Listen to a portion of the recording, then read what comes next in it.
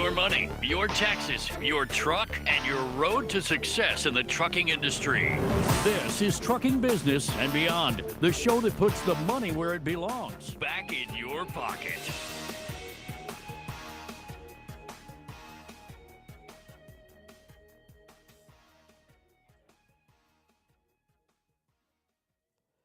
Good morning, you beautiful bunch of fuckers, and welcome to my world.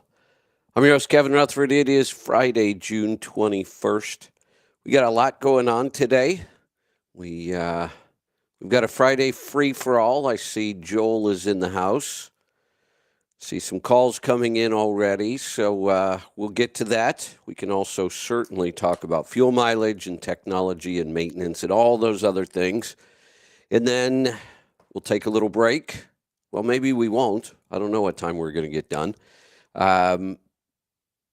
Well, we will take a little break. The latest we're going to go on this show is 11 today. And then at noon today, we have a special live episode. So all you have to do is turn on the app. We'll be live today at noon Pacific time, 3 o'clock Eastern time with Dr. Ken Berry is coming back to join us. So we're doing a special episode. It was the only time we could fit it into his schedule. So we've got that coming up later today. I don't know. Do we have, let me check. I should have some notes here. Joel, Alec is probably not going to make it, and Henry is missing in action. I might as well bring Joel in. Joel, we seem to have a discipline problem around here. People just don't show up. It's just. That's what I was thinking. You know. I know. Come to work whenever the hell you want. You know. It's like herding cats. Like what do you do with this? Yeah, pretty much. I know. Pretty much. Yeah. I've got something for you to make your life miserable this morning. Oh, great! Bring it on. First, yeah, exactly. You got the homework assignment I sent you, right? I did. The email about I did. The down speeding studies, and they're a little bit older, but they still apply. Yeah, just so you know, yesterday I was whining and complaining about how big my reading list keeps getting, and I can't seem to catch up with it. And then you sent me more, but that's all right. I'll get to it. So I think you're going to be somewhat surprised when you read this, both of those. And I sent you a white paper from Dana and Meritor. Okay. Everybody kind of knows I'm a Dana guy. And so I wanted you to see that both axle manufacturers are in complete lockstep agreement with the effects of downspeeding on the drivetrain. Got it. So okay. What really kind of spurred this was Purple Haze 2 came off the assembly line, and I had posted some pictures and was talking about the 500 1950 TC engine that I'm going to be using. And there is currently only one axle offering that they will approve for the 500 1950 because it's 1,950 pound-feet of torque at 900 RPM, and you cruise down the road at peak torque constantly. Wow. So I put this out, and right away, Kevin says, "Oh no! Oh no! That you can use any." I was like, "Yes, I know what Kevin says. You don't need that special axle." Like, boy. Okay, so let's clarify this. Get it. Let's stop right there and clarify this. Of course, I've said that. Mm-hmm. I've said, you don't necessarily need to go to a 23,000-pound differential when you single out a truck. But what I've always said also is that we are breaking limits when we do this, and this has been our experience with it. But I've also always said, if we can spec the right part, spec the right part. If we're ordering new trucks, then of course we're going to spec what works best. When we're dealing with trucks we already have, we sometimes we just have to deal with what we have. And that issue, I had a ton of experience with it because I singled out a bunch of trucks over the years.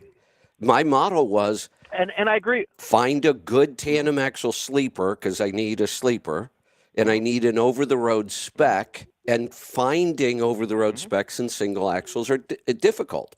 And there was a time where buying new trucks for me didn't make a lot of sense. I was finding really good, sometimes these trucks would be less than a year old, but you get such a good price on them. Then I had a shop who would do the conversion for free. I gave them all the parts, and I told them they want the parts. And I would set it up so that I did not need this truck anytime soon. I would buy it, I would give it to them, and I would say, when you're done, let me know, which allows them to just fill in. When somebody needs something to do, they could go work on it. There was no rush. Get it done when you get it done, and you get all the parts. And the shop would do it for free for me. So that's why we ever got on that whole, well, you can use a much smaller axle than actually what they recommend, but you're taking some chance. I mean, I had every one of mine that I converted went, I'm going to say, to 1 million miles plus, because that's where I kept all my trucks. And I do not remember ever having a differential issue. But we were also somewhat lighter. We were certainly not at 80,000 pounds all the time. We had a pretty light duty cycle. My trucks very seldom went north of I-40, if anywhere even near that. So I was in a pretty, even my LA run, Orlando to LA. There's nothing in there. It's level the whole way across the country just about. So it worked well for me, and there was a reason to do it. But when I bought single axles, I spec'd the 23,000-pound axle because I could. Yes. And part of the reason it worked so well for you, you were running a more traditional engine that had a traditional power curve that wasn't running at peak torque constantly. And this is kind of the fly in the ointment of why the OEMs are so adamant about this now, and why a lot of the owner operators aren't quite understanding it. Because in the past, everything you described is spot on. There was a whole lot of room for error when you had a traditional drivetrain and the axle capacity. There just was. They were pretty conservative. Now they're really pushing the limits of what the axles can do. And, you know, right now, the only axle that's approved for this downsped 1950 is the Dana single axle. There is not a tandem approved in that ratio at 2.15, 16, or 17 that is approved at over 1,850 pounds of engine torque. Because it's not necessarily the peak torque. It's because the right away you get torque. the guys go, well, Cummins has made a 2050 torque for years. We've never had a problem. They're not making it at 900 RPM, and you're not cruising down the road at 900 RPM. So you're subjected to peak torque a much greater percentage of the time with a true downsped powertrain like I'm running versus a traditional that may have much higher peak torque, but you're almost never at peak. And when we were at peak torque on these setups, you have control over it. You don't mash the pedal to the floor. When you are accessing peak torque for short periods of time going through the gears, you just do it nice and easy, which is the way we should be driving anyway. Correct. But think about this. When you're making 1,950 pound-feet at 900 RPM, even if you're easing into the throttle, you're still applying 1,950 pound-feet. Yeah, still. And I mean, that's just what's happening. And the other difference here is that torque is being applied constantly. Now it's at road speed. We've got that kind of torque. That's a huge change in what we've been doing. Big difference.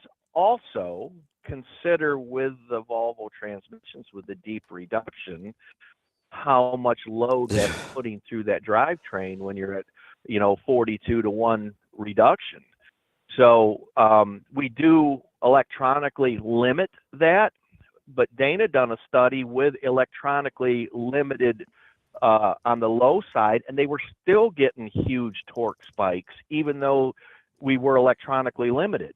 Yeah. So there's a lot of things at play here, and I know that in the past we'd always said, hey, look, it's not that big a deal. Just be a little careful with it.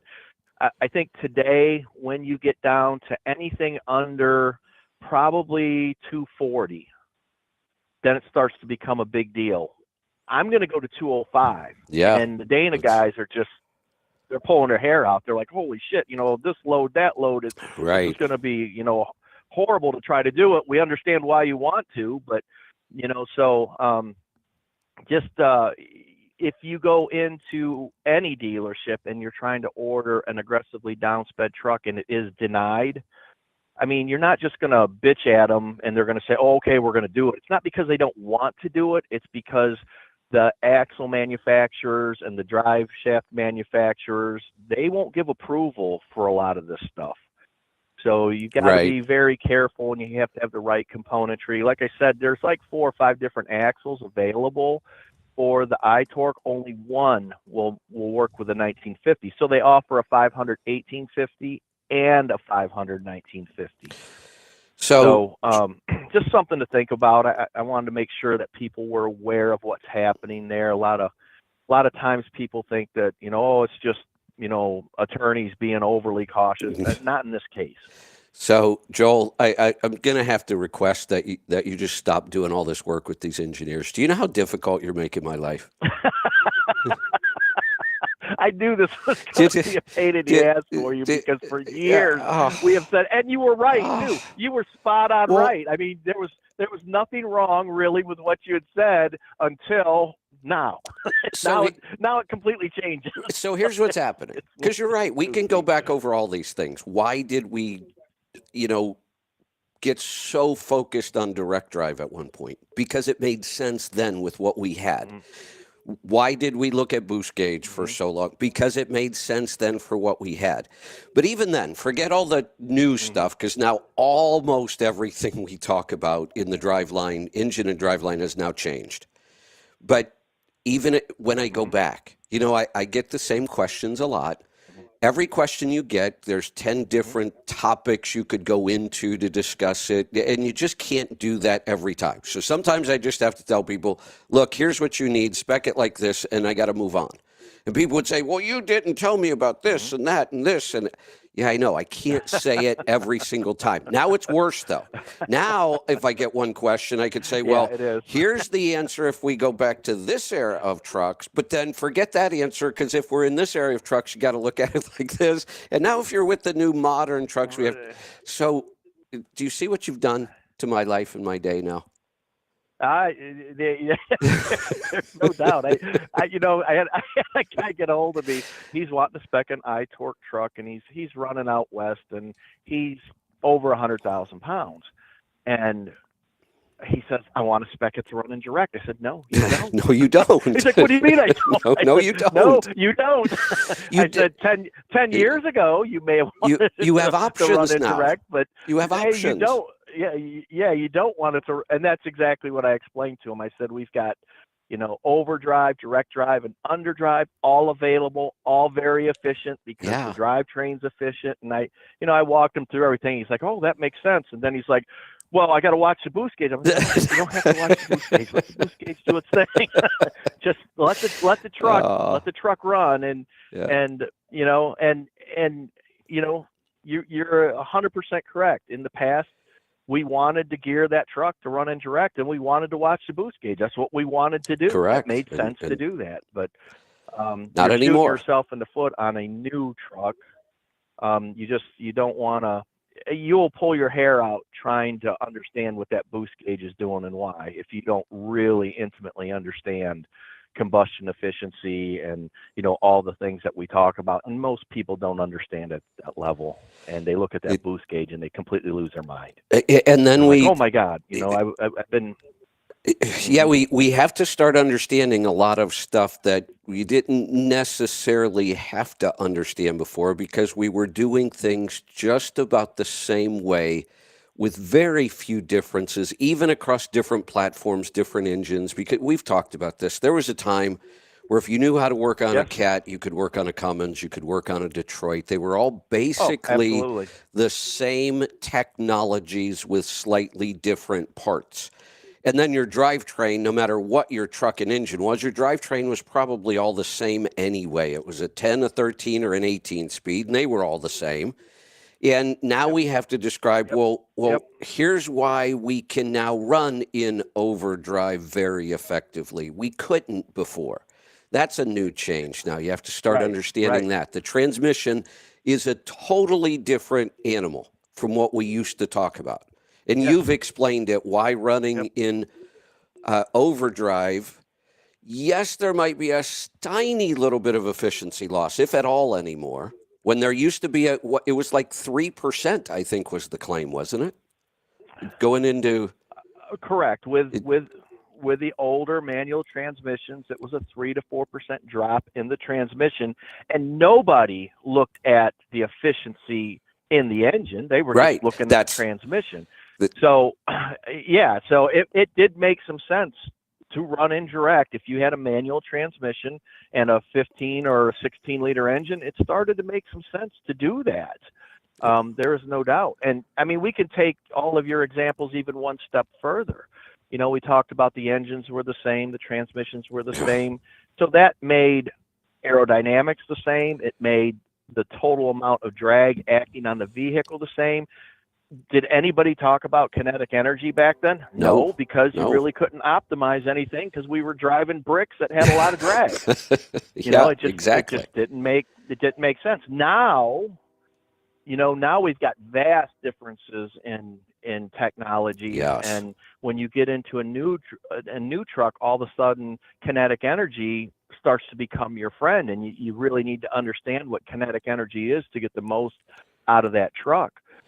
If you drive a new truck like you used to drive your old truck, you're not going to be super happy. I mean, the fuel efficiency will be somewhat better, but when we start to understand roll windows and kinetic energy and moments of inertia and all those things and apply it when we're out on the road, things get very good, as evidenced by Travis Lauer's fuel efficiency numbers he's been putting up. Yeah, you're not kidding. He's been pulling loads in the 80,000 pound range, and he's very high 10s, low 11s, 10.52 lifetime on that truck. Yeah, that and 11.28 for a 90 day. Isn't that crazy? That is crazy. That is crazy. He's killing it. I mean, this is... And he's not hauling feathers, and he's not pulling dedicated aero trailers. He's hauling power only, switching trailers, probably recaps on most of the tires on the trailers, and them are the kind of numbers he's putting up. I mean, it's pretty amazing. It really is. I didn't think that we would quite get to that point. So now with Purple Haze 2 coming, it really has me wondering how far are we going to be able to push this, because I'm going to go from 2.16 hopefully to 2.05 on the rear axle ratio at some point. That gives me even more kinetic energy optimization to play with. I got a feeling that things are going to get spectacularly good with this next one. So one of the things that's going on, and it's not that we even knew some of this stuff. Like you said, we knew it back then. We didn't think about it because there was nothing we could do to change or optimize it. We didn't have the drive lines available. The engine architecture wasn't there. Right. We understood that there was a lot of drag in the engine. And we've talked about, well, how do you reduce it? About our only option was lighter weight oils. Lighter weight and synthetic oils, try to cut down at least some of that drag. You've really explained how the engine architecture affects that drag with piston speed and connecting rod angles. And what Volvo has done is now really optimized those things. We knew that drag was there. We knew, and there was very little we could do about it, because it really does come down to the engine architecture itself.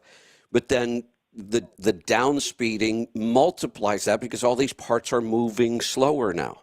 So it wasn't that we didn't understand the physics behind it. There was just no point in thinking about it because there was nothing we could do to change it.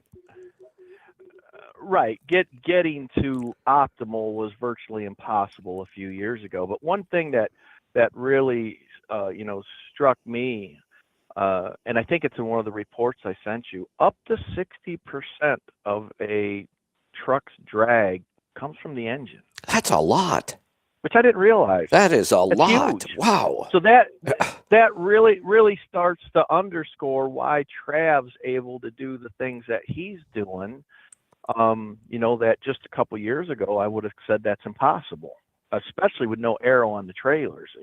Right. You struggle to get into the nines with no aero on the trailers at those weights, and he's just totally demolishing that. And the thing that I'm finding is that because we never were able to focus on kinetic energy in the past, we hyper focused on combustion efficiency, and I think rightfully so.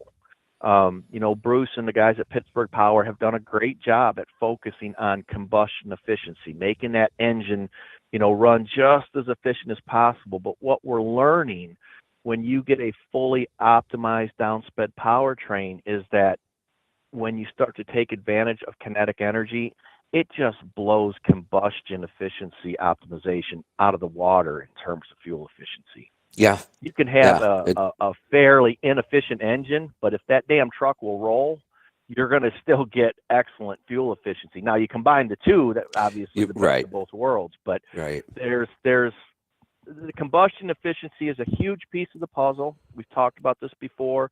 Engineers hate it. The engine tuners and the mechanics and stuff, they all have a hard time getting their mind around kinetic energy because you can't accurately measure it. It's dynamic. It constantly changes. Yeah. The only people that really understand it are the guys that drive for a living, and they understand, okay, my truck's going to roll over this dip, and I might have to get into the throttle a little bit onto the next one.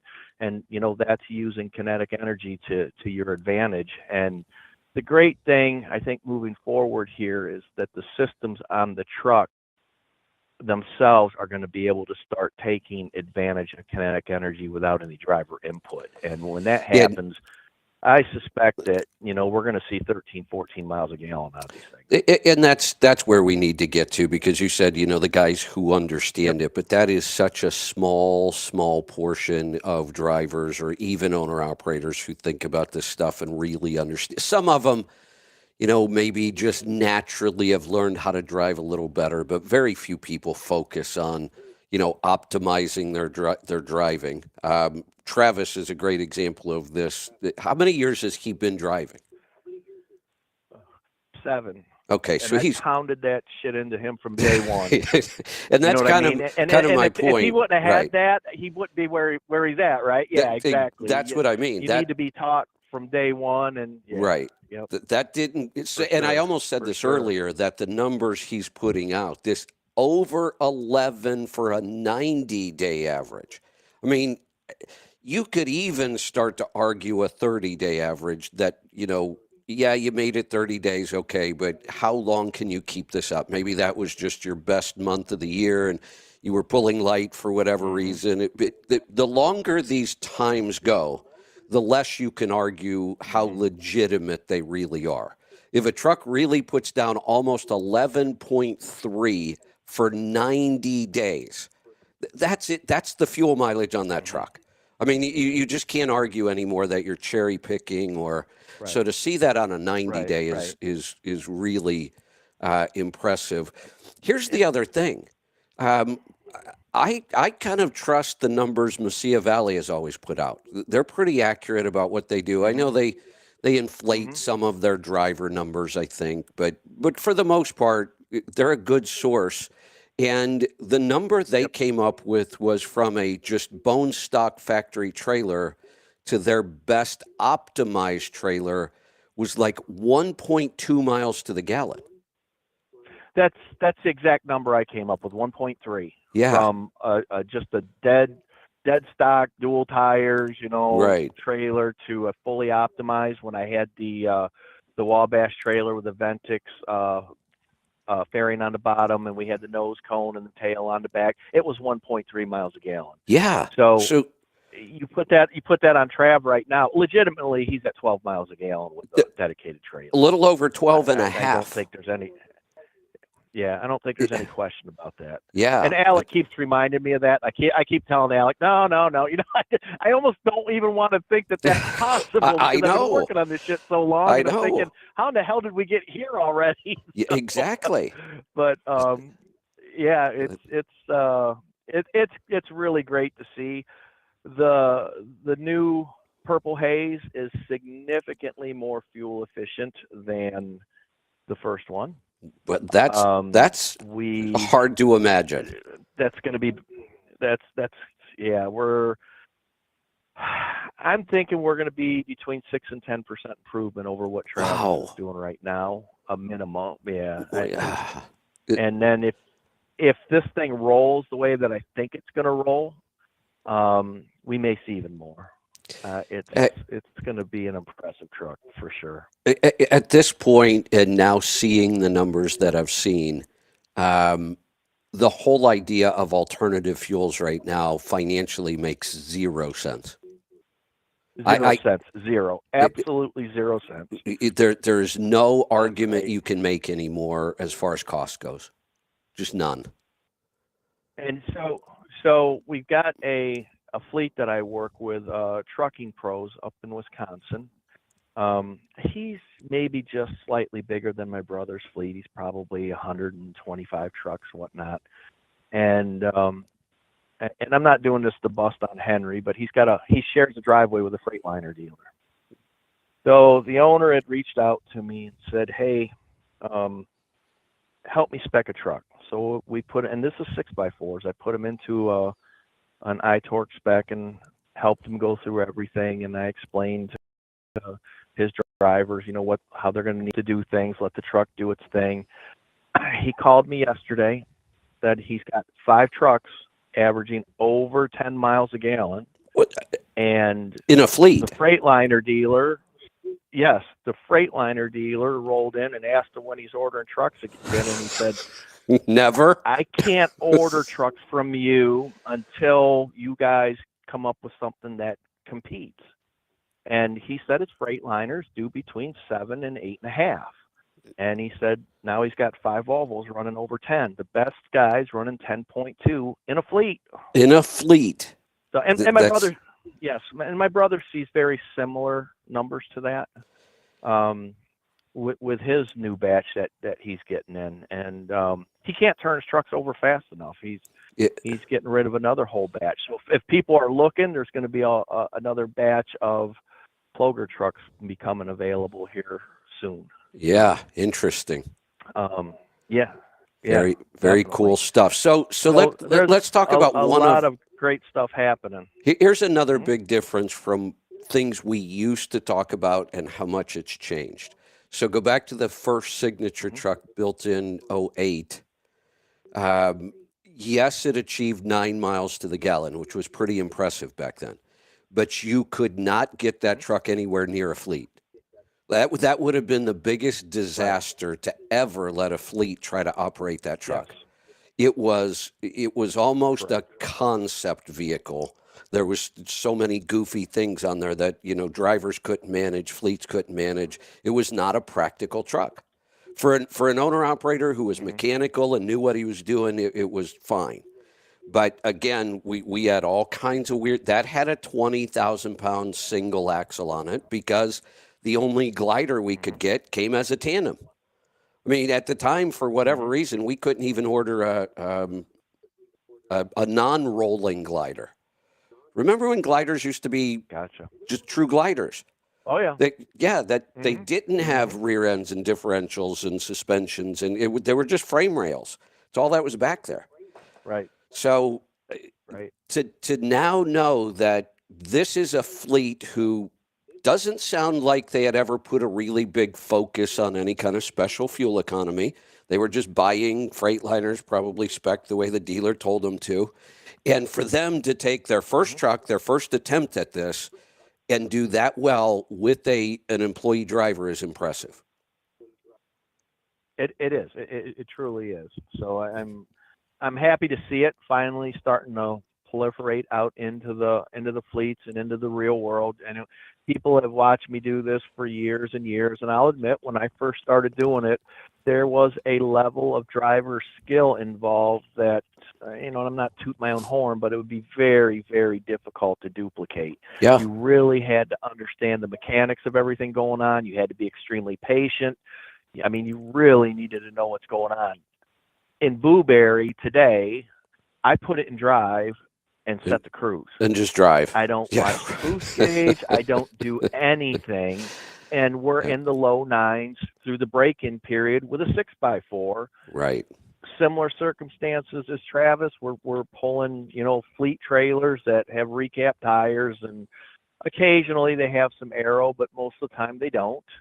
And, for this truck to be in the low nines at this stage, I'm pretty damn happy. And this is dead stock. There's no air dog on it. There's that's no impressive. Right. Which is the way it has to be for fleets. You can't start running, air dogs and OPSs. They don't have distribution of parts. They can't trust these shops out there to work on things right. You can't have a fleet air filter, so you're going to lose it. Some of those things that we still like to do and our improvements still aren't really ready for fleets. No, you're correct. So one of the things on Purple Haze 2 is I'm going to go balls to the wall on the optimization on this truck. I'm seriously looking to see if we can get out to this 12 mile a gallon number with this thing. And Michelin is all in on this one. They've always kind of been on my last truck. They're kind of like, oh, okay, we'll do some things. Well, now we've got some people working with us internally, and we're going to have a unique tire on the steer. I got the big wide tires on Purple Haze 1, and it actually sets the front of the truck up in the air.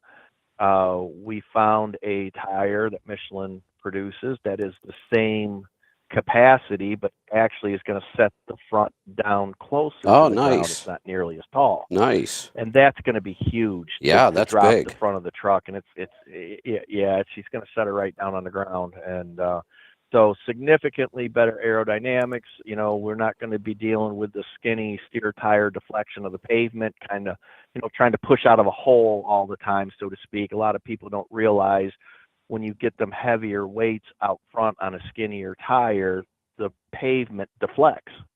And it's kind of like you're trying to push out of a dip all the time. Right. So the wider tire actually has lower rolling resistance because there's less pavement deflection. Yeah. And I'm trying to get people to understand that. Yeah, well, they're like, what are you putting the big fat tires on there for? like I said, Joe, you are making my life far more difficult than it used to be. Yeah. Yeah. Yeah, no, I get it. So, but you know what? We kind of got this almost, let's just call it a skunk works project going on inside of Volvo. Yeah. Me and Henry were talking about this yesterday, and before we really started just rolling with ideas and kind of putting them out there, Volvo was sitting in like third place when it came to fuel efficiency. And you had said it early on, I wouldn't buy a Volvo because you can't get no fuel mileage out of them. And they had some issues, and they were doing the typical Swedish thing. It's by the book. It's very controlled. Right. This committee has to meet with that committee to decide if they can meet with the third committee before we can make a decision on the color of the door handle. That's the way that stuff works internally. And I was fortunate enough to get with a small group of engineers who said, you know what, we're just going to kind of do this. Are you game? I said, yeah, let's do it. So we started building stuff, a lot of it on our own time, a lot of it. Right. And then when we started getting results, it really, people started to notice, and it kind of became a little more mainstream. And that's essentially the genesis of iTorque and the whole adaptive loading 6x2. That's where we first done it. The engineer that I worked with, most of that was done after hours between me and him, and we were on the phone constantly. And I had manual controls in the truck, and I'm adjusting everything, and he's like, what's it doing now, and what's it doing now? And I mean, we had no telematics feeding him data. It was purely old fashioned. And once we got that done and they saw the success off that, well, then when we started pushing, the iTorque concept, it was a little bit easier to get through. And of course now iTorque's really starting to take off, and so we got a few more ideas coming. So let's think about the big picture here. I'm kind of thinking about something here. So let's go back to kind of the pre-emission engines we really focused on for a long time and rebuilt them and built gliders with them. And we got to know those engines inside and out. That's where all this stuff comes from, watching the boost gauge, this rear end or that rear end. Sure. We worked on it, and you had worked on it for years. We didn't know each other. I'm not sure how we didn't cross paths sooner. We all came to basically the same conclusions. There were very few differences in what we were doing or talking about. And we kind of got to that 9 or 10 mark with those trucks.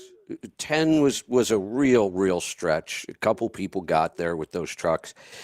But at that point, I was kind of done, stumped. I didn't know what else to do to even think about getting any more fuel economy. Like it felt like we had optimized everything we could optimize, rolling resistance, aerodynamics, like you said, combustion efficiency we focused on. We were pretty well maxed out. And, Walmart even had set a goal of getting 15 miles to the gallon around that time, 2008, 2009. They said they were going to get there by 2015. Now, obviously, somebody really blew it on that one because they never even got close. But what you've done, you created a whole new path to start working on, and the opportunities are still showing up. There's more to gain, and we could still, optimize trailer to tractor. So now it's like it almost feels like a whole new era of fuel economy again. When for a while I just felt like we were stuck, like there was nothing more we could work on. I think you're right, and I'll break it down to even simpler terms. So when we were on the pre-emissions and even going back to the mechanical trucks, it always felt to me like there was kind of a can-do attitude in the trucking industry. We weren't a bunch of whining, bitching complainers. We got into emissions, and when the emissions hit, there were definitely challenges there, and they were significant challenges. But it's right about that time when it seems like we just became a bunch of complainers. Yeah. Can't do it, can't be done. That was always out of our mouth. Can't do it, can't be done, can't happen. And when an industry adopts that attitude, I think innovation stops. And I think that's what happened. I really do. And here's the other thing I want to... I want to make this point before I forget it, because this was the true point of it. It's a big deal is what I'm trying to say. This whole new path we have is a big deal for a couple reasons. One, we're pushing even bigger numbers now, 11, possibly 12 if we put an optimized trailer on this. And this technology works at the fleet level. Very different from what we were doing. We even talked about it. Our trucks, you wouldn't want the trucks we were building anywhere near a fleet. Now, though, this can have an impact on the entire industry, and it would not have happened had you not built this relationship with Volvo. This is not stuff we could have done in the garage ourselves. Almost every other thing we've worked on with fuel mileage was stuff we could do ourselves after the fact. This isn't. We have to have a company like Volvo to do this, and you have to have the relationship. So it always makes me crazy when no matter what you put out, somebody's going to go, oh, well, you're just being paid by Volvo. You're just a shill for Volvo. This wouldn't have occurred without that relationship. There's no question about that. It was 15 years in the making. Yeah, that's the other thing. Come on, Joel. Did not happen overnight. No, you're just an overnight phenomenon. You just got a bunch of money from Volvo, and you buy social media time, and you're getting a bunch of attention. That's all this is. Well, and I'd heard that from a guy that when I posted the pictures of the new purple truck, he said, oh, just because you have a big following, they give you a truck first. Jesus Christ, come on, man. 15 years, I did not have a following on social media, and I was field testing trucks. And here's the other part of this. People do not understand how much time and effort and work it is to field test trucks. Your brain hurts at the end of the day. Does. Yes, it does. This is not an easy thing to do. I know guys like to think that, oh, you just get in a truck and you drive it around and big deal. Trust me, it's way more than that, and it is a shit ton of work. It is a ton of work. When I was doing it, I almost had like a lab set up. I mean, I had as close as you could get to a controlled environment, still moving freight in the real world as you were going to get.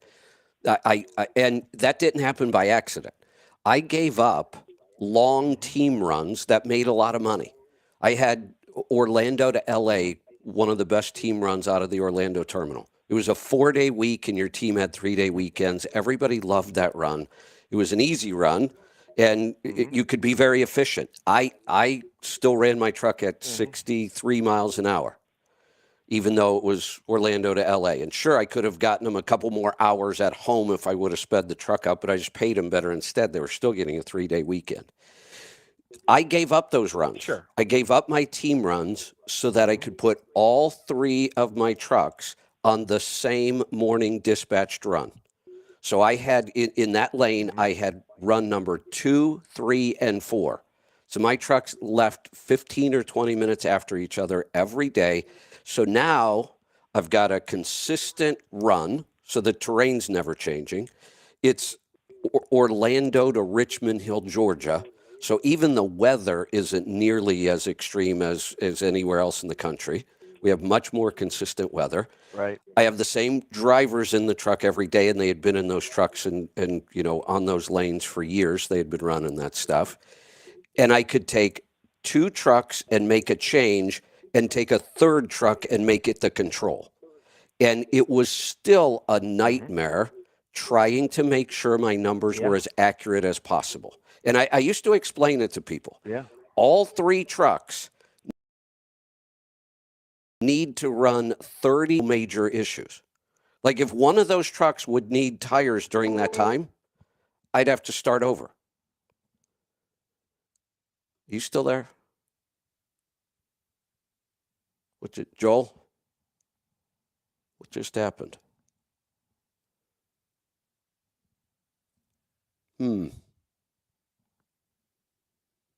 Something odd happened on the phone system. I heard something and now nobody's hearing me.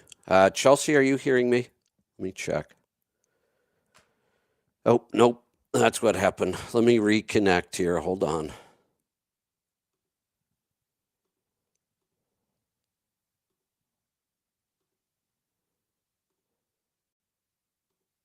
Ready to connect. Click connect to show now. You are connected as the host. Joel, Welcome, host. You are now in the host room and can manage your callers from the Call-in Studio web interface. Audio recording is on. Good. Joel, are you still there? I am here. I'm pretty sure I got hacked by that new team of North Korea and Russia. You know they're working together now. Oh. Well, Putin was there. I'm sure that's what was going on, no doubt. Yeah, they don't like all this talk of efficiency and all this stuff we're accomplishing. So, where was I? Totally lost my train of thought.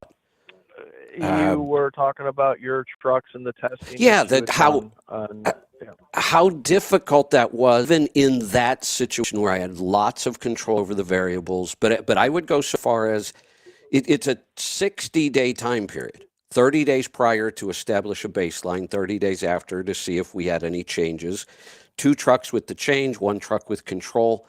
But how often can you go 60 days straight without some sort of incident that could affect your fuel economy?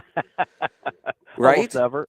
Yeah. So, and now for you to do this without some of those controls, and you guys are doing a really good job of managing the variables and giving all the details so we can kind of look at it and see, okay, this truck might have gotten slightly better this period. Here's why. But instead of looking at it that way, everybody just wants to argue. Oh, well, that's bullshit because, you were going Right. downhill with, no freight to half that Yep. time.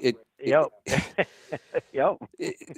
And So for years, I've had to deal with that. Oh, try that in Pennsylvania, or try that out in Colorado, or try that here. So I know. here lately, Trav has been running Yes. Pennsylvania, Virginia, North Carolina, and heavy, and he's still at 11. And yeah. you have somebody who is primarily dedicated to just managing the data and the numbers and the variables. It's like his full-time job. That's how difficult this is. Correct. Yes, it makes it very, very challenging. If I don't have a data manager in the background keeping track of everything, stuff just gets out of hand. The realities of hauling freight just overpower what you're trying to do as far as testing and consulting goes. It just does. And you chose wisely. This person needs to be a numbers nerd, and Alec is. That was a downfall for me. I didn't want to be spending my time and energy working on the numbers themselves. I wanted to be in the garage and driving the truck. I wanted to be out there, turning wrenches and driving the truck and getting the results. And I would always put off all the paperwork.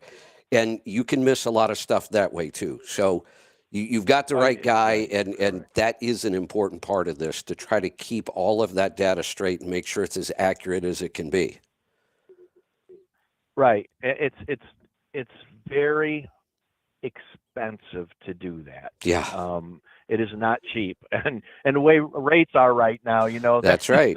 It really becomes a challenge. So, this isn't an easy time for anybody in the trucking industry, and then especially us on top of it, because we have that challenge of, okay, how do I keep Alec in place to manage this data? Because if I don't manage the data, then we've got some other issues, because, all the time, well, Volvo just gives you money, they're your sponsor, and AirDog just gives you money, they're your sponsor. You know what? I wish it was that easy. You try to do this shit on my budget. Yeah. You know what I mean? It is not an easy thing to do. And you're right. The right people are key to making this work, because not only do we get scrutinized out in social media, which, half the time that scrutiny is all screwed up anyway, but our numbers are constantly peer reviewed and challenged by guys with PhDs. Exactly. So right. Our stuff has to be right. Yeah. It just has to be. And if it's not accurate, they laugh at us. They're like, get that shit out of my face. I'm on time for this. So, we've got to be accurate. And Alec really, he brings that to the table in a big way. I've seen guys that I have had challenges with internally, other engineers, where we have butted heads simply because I knew what I was feeling, seat of the pants, but I could never present it in any format that they understood. So we would butt heads on stuff. And then when I got Alec, I said, oh, no, I can do this. That's right. And he puts together the charts, and I send them up there, and they're like, holy shit, this is awesome. Look, now, this is real. Things are really clicking. So that numbers guy is so important to the operation, for sure. Yeah. One more comment on this, and then we're just going to get to Henry's here too. All right. Awesome. Hey, Henry, good morning. Thanks for showing up, by the way. Well, I was a little late, but, I'm not working in the foundry today. So. I was going to ask you, just a lot of horseshoes to be made, or what? No. You know what he's really doing? He's forging a new set of longer connecting rods for that DD15. He wants to reduce that thrust load.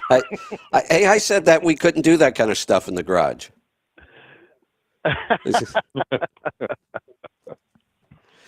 So my other comment was going to be, and then we'll let Henry weigh in, and then we'll get some phone calls. When people say, well, that company or this company just gives you money. No, they don't. You've earned every penny of that.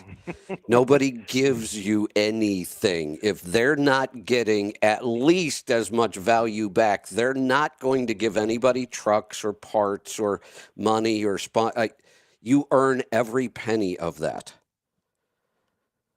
And then some. Yes. Yeah. It's funny when you get into a detailed conversation with somebody that you become closer friends with, and you start sharing with them what you do to be in that situation, and they're like, "Oh, there's no way they would do it." It is it's a lot of time, it's a lot of headache, and I've talked about it that this happened many times to me.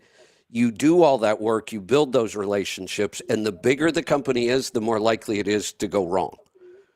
I had an entire marketing department transferred to a whole different division all at the same time.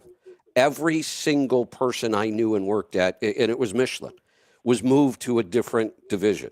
So it was like I was going to have to start all over again from the very beginning. And the new people coming in, this is a pretty common thing.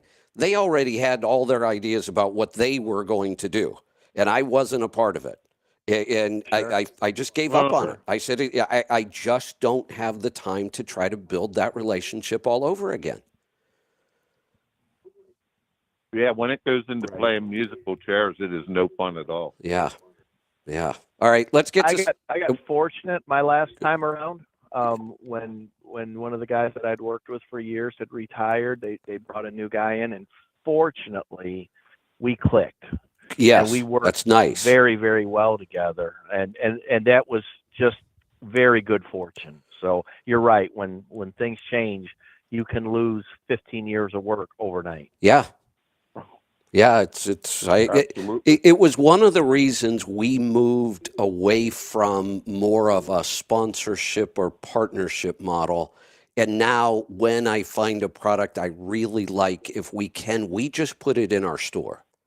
It's much easier for me to do it that way. I can still make some money off all the research I've done and all the things we've developed, and we can still make some money, but I don't have to constantly go out and foster all those relationships. It just wasn't working for me. Just didn't have time.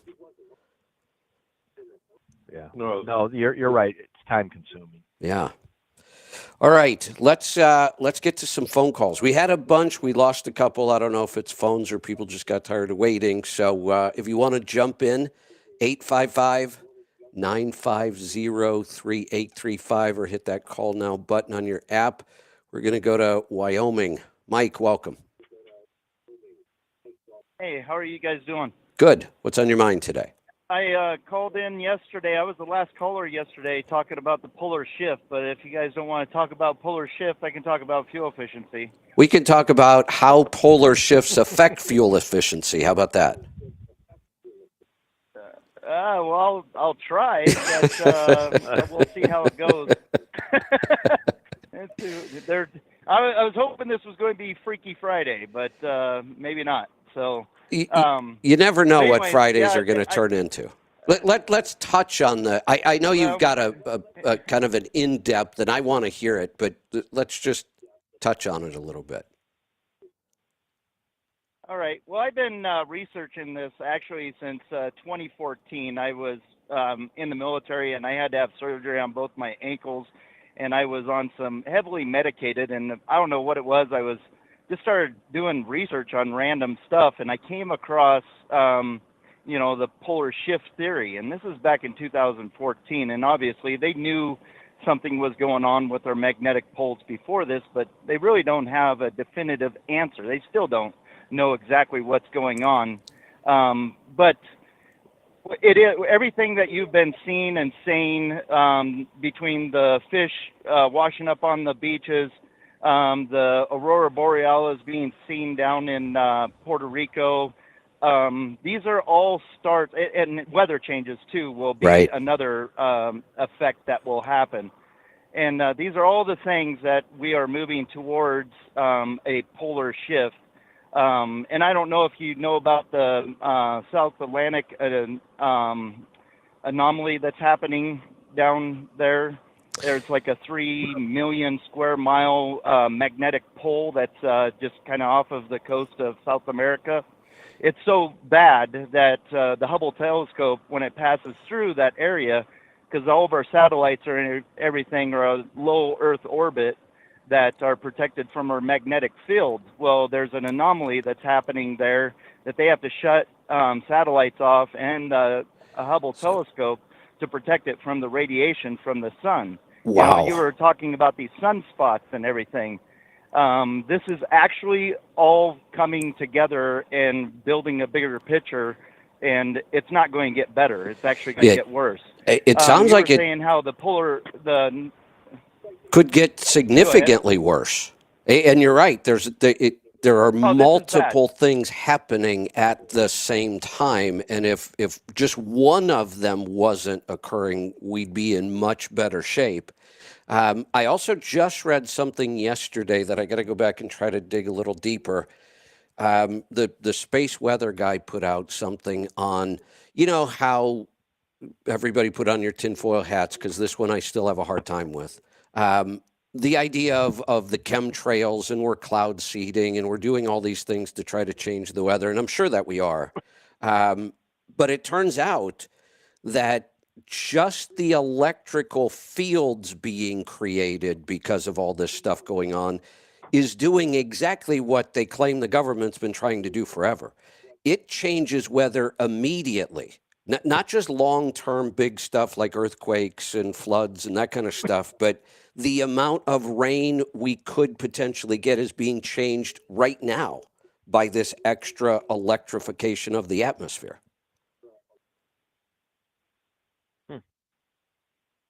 Yeah, and I'll get to part of that where possibly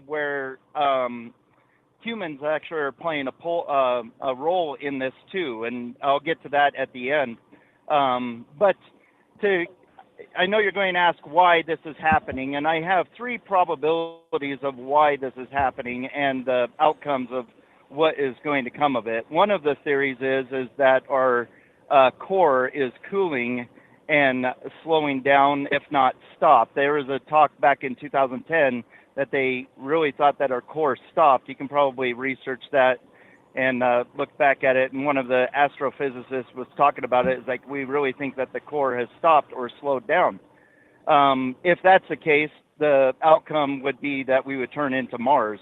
We would lose all of our magnetic field, and the sun would strip our atmosphere, and everything would die. That's the worst case scenario.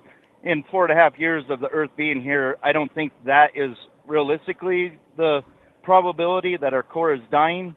But the other theory is the magnetic poles flipping, and this has been proven through core samples where there's they can actually go down and they can look at the pole changes in the iron that's in the soil. Old clay potteries, they do samples because clay has a high concentration of some sort of iron material that's in clay, but it actually remembers the magnetic polarity at that time. So we have historical data that polar shifts have changed. And there's different weird anomalies that happen that are basically a magnetic footprint.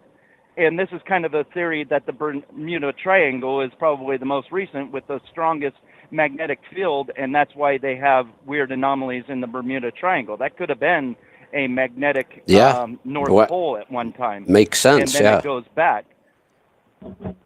Yeah. So, and an interesting thing, and this is where I have a little to side note here, since you happen to mention the Bermuda Triangle. Okay. That was the subject of my 6th grade science fair project. There you go. I documented. I can tell you everything that weird that happened in the Bermuda Triangle, but the weirdest thing about it is it stopped happening. There was a time where all kinds of crazy things happened in that area. We lost 5 airplanes all at once. And then the 2 airplanes we sent out to find them, we lost one of those. But yeah, you're right. There's a lot of weird stuff that's happened there. There's a lot of squadron and in the ocean, and they had radio communication. they had radio communication with them, but they completely lost them. Yeah. And then they just ultimately ran out of fuel and crashed in the ocean. But one of the things, the interesting thing too, is that in history, we've also had multiple poles, as many as 8 at one time. And you would think that this would be a good thing, but it's not, because when you throw a bunch of magnets together, you get a lot of chaos, disturbance with magnets. Like they counter, it's chaos. It's chaos. And so that's what's kind of happening with the South Atlantic anomaly that's going on. It's kind of making our magnetic field being chaotic, and that's why we're seeing weird aurora borealis, because if we're going to start getting more poles, it's going to get even worse. And I think this is a high probability of what's happening is what we're experiencing right now. But then another interesting thing, and this is the third where it's man-made, and I'll give you an example first, and then I'll go through of where I believe this is coming from. So if you sit in your chair and you hold 2 weights to your chest and you spin the chair, you move faster than if you put your arms out. Then you put your arms out and you slow down or stop, right? Right. You understand? Okay. So our groundwater and oil that have been under the surface, we've basically in the last 150 years, we have removed groundwater, about 21,000 gigatons of fluid or water, not counting oil. And that you can kind of figure out, we pumped a lot how of much oil oil, out right? of the earth too. Yeah. We brought it to the surface. So in sense, and I'll give you an example, this was an actual measurable occurrence. So this big old dam that's out in China, when they filled that up to the brim, max capacity, it actually slowed the Earth's rotation 60 nanoseconds. Just that one dam. That's so you're right. We are going to have to talk about this on another day, because I want to talk about this, but I could see us getting really, really deep into this. But here's my first thought. So when it comes to climate change, my stance on this has been, of course, the climate is changing. It always has. I'm not going to argue that it's not changing. It's changed many, many times. We've had ice ages. Come on, that's a pretty big change. According to what I learned in elementary school, all of the continents used to be one big landmass and they broke apart. That's a pretty darn big change, and you can't blame it on humans. So, yes, the climate's changing. It's not going to stop. Are humans impacting it? Yeah, I don't believe in... Of course they are. I agree with you 100%. How could humans not be impacting the change? When you put 8 billion people on this planet and all the things that humans do, like you just said, shifting huge amounts of liquid into different parts, of course we have an impact on it. I've never argued any of those things. What I've argued is we're not smart enough to know how to fix this yet. And we should stop doing stupid stuff that doesn't even make any sense. I don't think we can fix it. That's my point. I doubt that there's anything we can do as humans. Right. So why do we keep trying all this stupid stuff that makes things worse for us every day in order to try to affect this global climate change? Yeah. But here's an interesting thing, and this is the end of it. With that water being removed and displaced into other areas, we didn't displace it evenly. They actually measured it, and we actually moved our true north or grid north or whatever you want to say, not our magnetic. It's actually where our poles are aligned. We actually 78 centimeters from what it was in tilting. Yeah. So this doesn't seem like significant.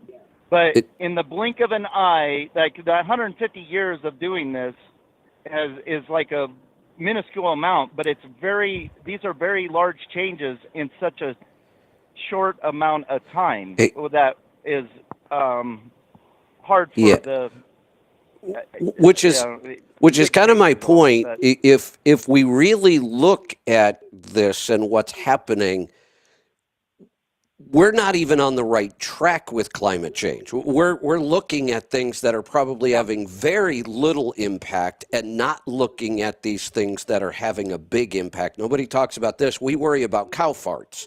Come on. Right? I mean, that's what we're arguing about. but we And don't talk about a volcano blowing up and spewing ash into the atmosphere. Right. So it's like, yeah, we're never going to match what Mother Nature does. Exactly. Yeah. So, Mike, keep calling because I do want to talk about this, but this deserves a show of its own. Say again? I said this deserves a show of its own. We need to schedule something. Yeah. You know, somebody talked to me about doing a podcast about this information, and it's not that I'm just regurgitating and compiling a lot of information. That's all I ever do. Researched.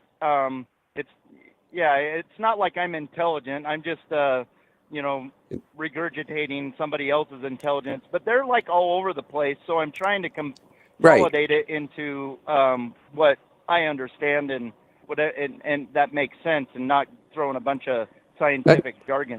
That's what I try to do all day long. If you want me to end on an efficiency note, yes. If you want me to end on an efficiency note, so all the work that Joel has done doesn't do any good if your engine is not properly maintained. Like, I can't stress enough, NOx sensors can be a huge detriment on fuel efficiency. So if you have a NOx sensor that's bad, get it replaced. You'll save a ton of fuel.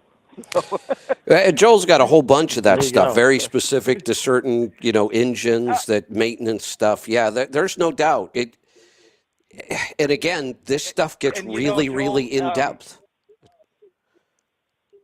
Yeah, and Joel, you talk about that cylinder balancing and where you can look at your overhead, and that is key. And it's a really easy way to start scheduling your when you need to do your overhead. When you start getting the weird balances where they're not where they're kind of getting one's at 20% and the other one's at 15%, and they're trying to counteract. Well, that's the engine working against itself. It's going to try to fix it, but the better you can get that line to be like, and you probably know what I'm talking about. You get the green bars on the calendar. And the closing, Yeah, I like to be within single digits of each cylinder, and then maybe one's at 3 and one's at 10. Then I'm like, okay, we gotta do something here. Yeah, exactly. Yep. 100% spot on. I run a 2015 Volvo. I bought it last year. The first thing I did was a cylinder balancing, and everything was in the 5s going across the board. Like it was like 2s and 5s and all that. But now I'm getting up into those double digits, and I scheduled an overhead. They can't get me in until August, but I can schedule it and not be, hey, I need an overhead, and And I'm absolutely. I'm literally scheduled it. I'm going to be on my honeymoon, and my truck's going to be in the shop. It's all good. All right. There you Good go. stuff. Awesome. Yeah. All right, Mike, we'll get together on this, and we'll do a show on that, because I'm sure there's a bunch of people freaking out right now. They're yelling at the radio. It happens all the time. But I am fascinated by this, and it's happening pretty quickly. I follow a guy, and I may get that guy to come on the show with us. I bet I could. I follow him on X. He does space weather. That's what he does every day, and he tells us what's going on with the sun and the sunspots. I've seen that. Yeah, he's really good too, and he's kind of funny. I mean, I was I expected him to be a total nerd, but it turns out that he's pretty funny too, and I like his politics. Nice. One other thing, real quick. Because all of this stuff is going to have an impact on us. It already is, and we don't even realize. But here's another one, and I've been talking a lot about this, and it's getting worse all the time. Did you see what happened with all the car dealers over the last couple days? I did not. So it turns out about 50% of all the car dealers in the country use the same software system to run their dealership. And this software covers everything. Oh, one of the big Volvo dealers just got hit in that. Now that you say that, so, Yep, yeah, this was a software. They can't do parts. They can't do nothing. And it's still going on. We're on day 3 of this now. So here's how this has progressed. Day 1, their systems just got shut down. They got hacked and shut down. Couldn't buy cars, couldn't sell cars, couldn't service cars, couldn't do parts, depending on how much they depended on this software. These are it's like a TMS. You can buy modules. So I need a dispatch module. I need a fuel tax module. Yep. Some people use just the base. Some people use everything.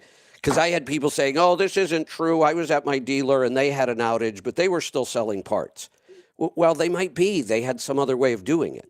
But some dealers are just completely shut down, or their service department is completely shut down. That was day 1. They got it fixed. They got rehacked on day 2. Happened again. That was yesterday. Today, what they're doing is now it's turned into a big phishing scam. So now there are people calling these dealers pretending to be from the software company. And they're phishing, and they're getting access directly into these dealers now. So this isn't ending. Wow. I'm going to go do a little research because we may have a very similar situation in trucking. How many, I don't know the answer to this, but I know it's a lot. How many trucking companies run on McLeod software? That's the big one. Yeah. No. Yeah. You're exactly right. That we have that same situation. We have one dominant TMS, and it's been dominant for a couple decades. There are an awful lot of companies that use that software. Mm-hmm. That is true. Yeah. So we'll keep it. Maybe I need to add a new segment somewhere. Not like I have time, but we'll call it the tinfoil hat hour or something. So I can talk about all the weird conspiracy theories that I follow. In the background, I started doing research on all that stuff, and the sun flips its poles every 11 years. There's all kinds of weird stuff going on. Our poles are moving. They've moved 27 miles a year since 2020 is the number I've read. So before, we would talk about something moving millimeters a year. The magnetic poles have moved 27 miles a year for a couple of years now. I know what it is. What? I've got the answer to this. I think the Chinese hoarding all those rare earth magnets over there to make electric cars and stuff. They're pulling the pole to them. That's right. Yeah. Exactly. Yeah. Holy cow. All right, let's get to some phone calls before I go too deep into this stuff. And I've got to watch the clock today. I've got another episode coming up later today. Matt, welcome. Yeah, good morning. Now, so first I got to be sarcastic. Joel, what you guys opened with and the new Volvo engine and the torque rating, my 2001 Peterbilt with a C16 Cat had 2050 torque. Mm-hmm. And I singled that out. 20,000 pounds. So I don't know why there would ever be a problem. There's a little bit of an extreme. Yeah. Yeah. Oh, hey. Wait a minute. I got to go Kevin, back. You'll remember this. I got to go back because I did have 2 questions that came through on chat a long time ago, and I keep meaning to get to them.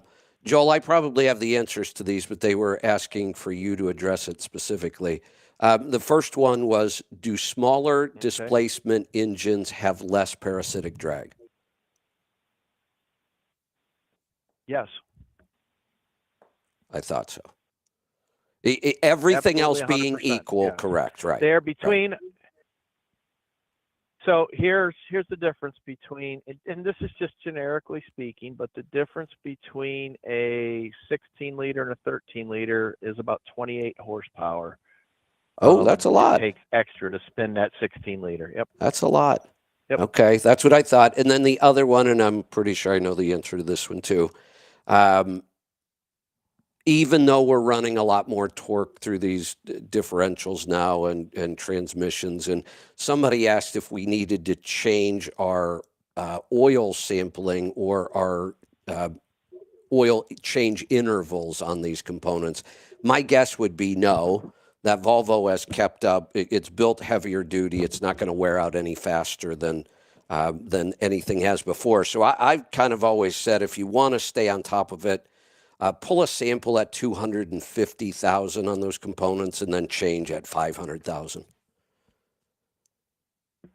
So yeah, the great thing about today's newer transmissions, we have significantly less rotating parts in there, and the specifications on the lube oils have just gotten better and better as well. So you're good out to, I think it's either 500 or 750,000 miles on the lube oil on an I-shift. Oh wow! Depending on what. So even we're not lube oil you use. Yeah, I kind of figured we're not going the other way on that. We're still extending drains, even though we're putting. Yes. Yeah. That makes sense. Absolutely. When Right. you look at an I-shift or DT12 compared to an old manual transmission, you're going to notice that the new transmissions have helical cut gears that are smaller. Helical cut gears can handle more horsepower. They are slightly less efficient than a straight cut gear, but because you can make them smaller, you have less rotating mass and it kind of equals out. It's a balancing act there. They run significantly less lube oil to begin with, so we're not paying to pump oil. That was always the big downfall on the 13 and the 18 speed, is they have a lot of oil in them, and you have to pump a lot of oil around, and it costs you money to pump oil. Sure you have does. A planetary in the secondary box. It's not you don't have all the extra counter shafts and all the stuff going on. So they are better transmissions all the way around, and the service intervals are definitely being extended out. Excellent. All right, Matt, what else you got? Well, and the viscosity of the oils in the transmission has improved dramatically in the last 20 years. Yeah. Yep. So Absolutely. Joel, did you ever listen to the nuclear war book Kevin talked about? I listened to parts, and I also listened to a recap of it. I have not listened to the whole damn thing yet, and I want to. I've just been busy. I was interested in your take on it, because I guess my opinion. Go ahead. The part that I have the hardest time believing is the lack of communication between the different countries. Yeah, that's the part where I really this isn't going to happen, because they're going to communicate at some point. Well, hold on. I mean, let's think about what just occurred and what the book was about. The book was about North Korea launching the rogue missile that sets this all off. And that was the problem. As long as everybody communicates and we all agree, you can't launch one because we all die. That's been the premise forever. That was the whole idea behind allowing countries to build arsenals, is that we can't launch the first one. Everybody has to agree on that. But if you've got some rogue dictator mutually assured destruction. Exactly. North Korea is kind of that wild card. And you look, they've built more tunnels to survive something like this.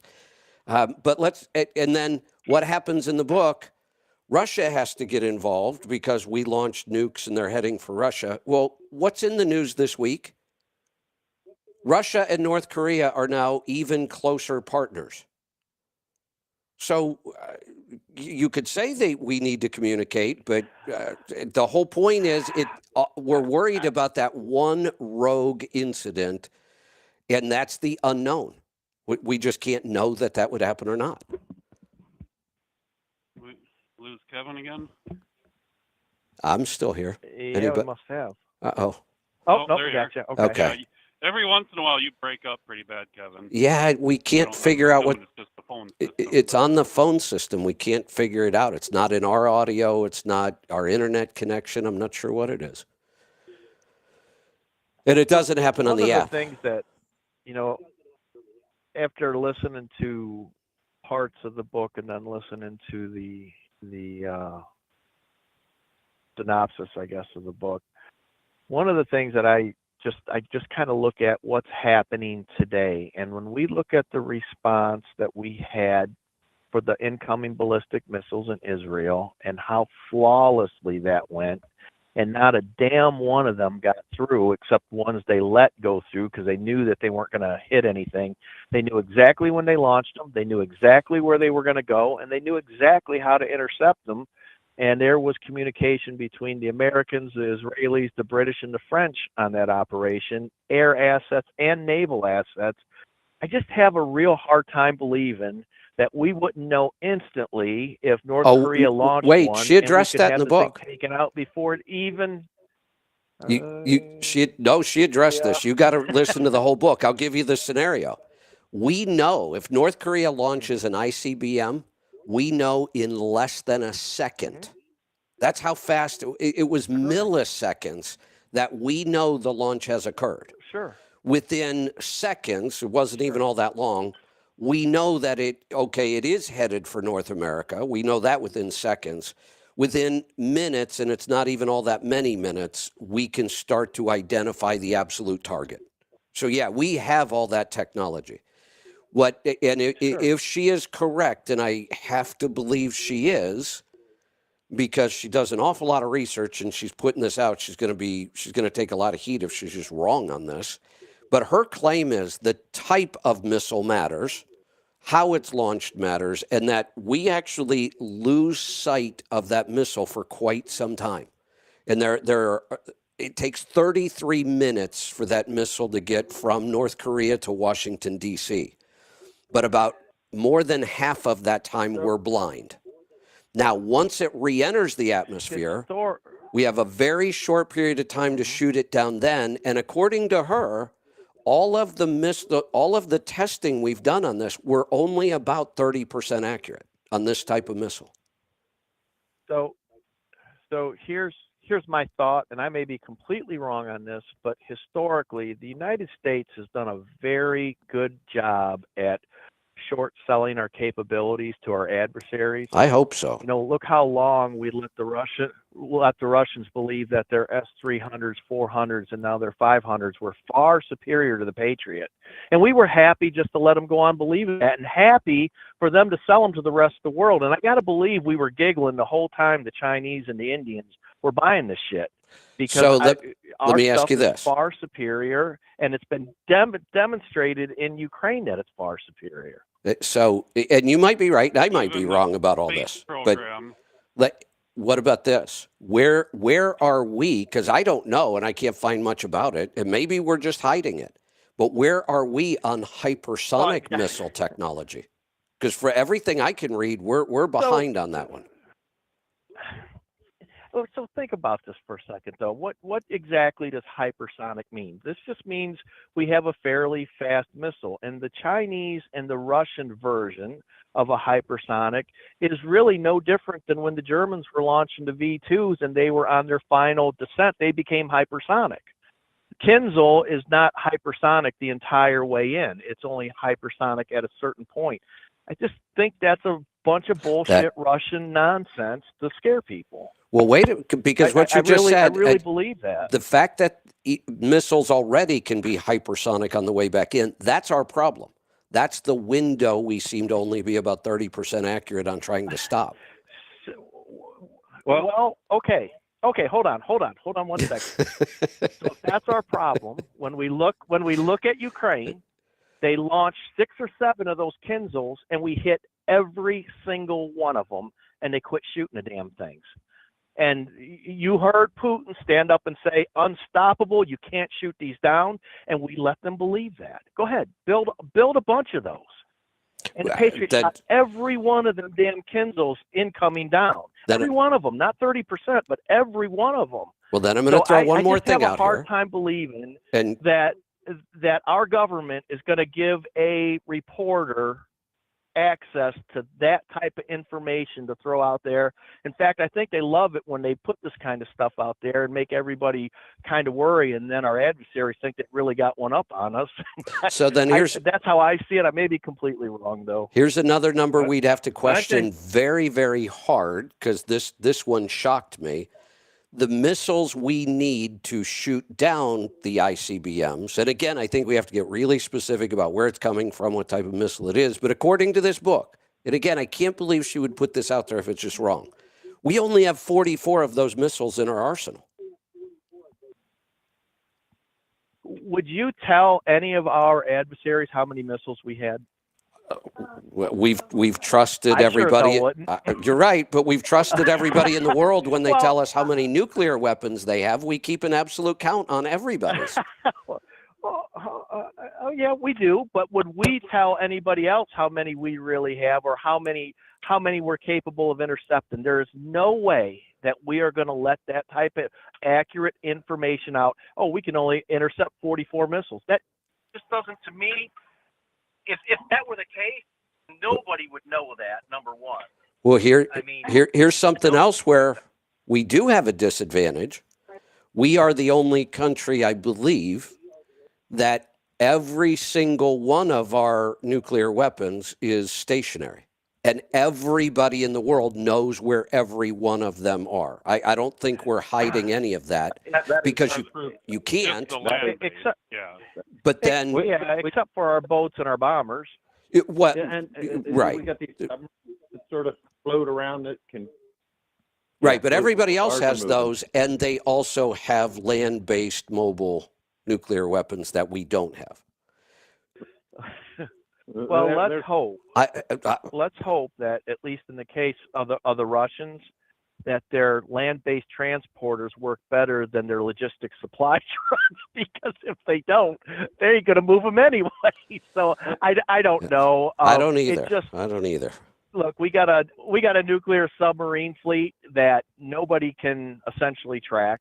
That is true. That can wipe out any country. One boat can wipe out any country on the planet at any given time, and we've got how many of them? Too many. You know, who really knows? Right. Yeah, and I just have a real hard time that the government is going to come out and say we can only shoot down 44 incoming when we shot down 150 coming into Israel. I have a real hard time buying that. I find it interesting that I was watching this thing on the submarines that our government can't even track our own submarines. No, we can't. Well, we can't track Russia's either. But we're also right now building a whole new fleet.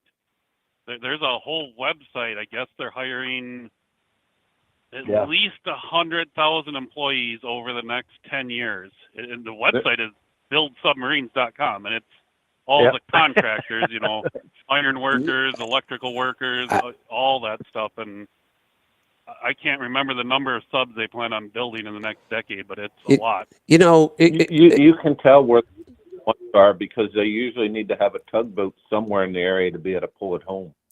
You know, I think I just figured something out. It's no wonder why I can't sleep anymore. You're thinking way too much. I know. My friend. I know. I got to stop this. No wonder why I can't sleep. Sheesh. I don't know. I just, you know, when somebody comes out and starts to give you absolute numbers on the number of ballistic missiles that we can intercept, I can't believe it. There's just so far. Who in the hell in their right mind in the government would let that information go? My question is, how would you ever keep it secret? Honestly. And my question is, so far, I've looked around. I haven't seen anybody, and this book is selling really, really well. I haven't seen any strong dispute of any of these facts yet. Well, the only thing, and I have not seen any disputes of that specifically, but the one thing that I look at is the whole build up to the whole thing in Ukraine. For a decade, Russia is, this huge military power, and they've got technology on par or better than ours. And it was all shit. They're inept. They're horrible. Well, Their technology Joel, stinks. I'm Most gonna, of their stuff's broke down. It's just not good. I'm gonna push back here now, and then we're gonna move on. Matt, come up with your next topic. But okay. But here's what I'm also gonna say. I do not believe all the propaganda we hear about Russia. I think much of it is very, very inaccurate. I think we've been sold a bill of goods on Russia that just isn't true. In a lot of ways, how happy their citizens can be at times, how good their economy runs. I don't want to be a part of it. I don't like the model in any way. But I also think we have been sold something that isn't necessarily true about Russia. I guess we'll have to agree to disagree on that. I think they've got a screwed up system.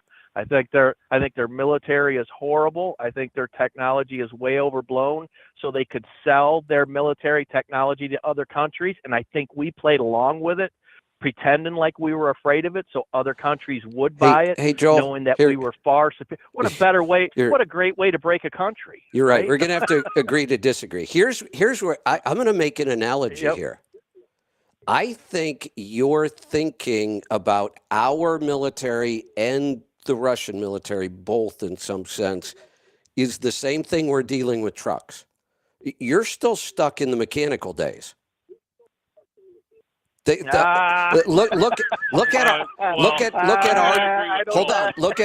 our military from the time that I was in the military, and today when we now have male generals wearing dresses.